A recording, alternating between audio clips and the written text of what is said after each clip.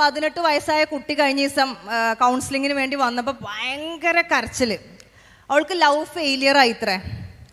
ഇനി സൂയിസൈഡ് അല്ലാണ്ട് അവളുടെ മുന്നിൽ ഒന്നും കാണാനില്ല. കാരണം അവളുടെ ഹാർട്ട് ഇങ്ങനെ പൊളിഞ്ഞു പോയി എന്ന് പറയുന്നത്. ഇത് ഇങ്ങനെ പൊട്ടിയിത്രേ.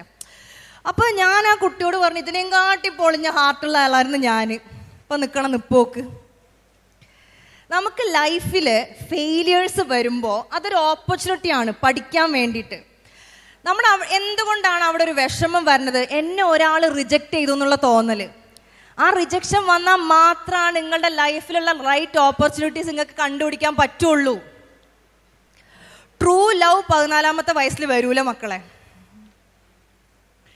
അട്രാക്ഷനൊക്കെ തോന്നാം, there is nothing wrong in that. പക്ഷെ ഞാൻ എപ്പോഴും പറയും, 23 വയസ്സ് കഴിഞ്ഞിട്ടും ആ ട്രൂ ലവ് ഉണ്ടെങ്കിൽ പ്രൊസീഡ്.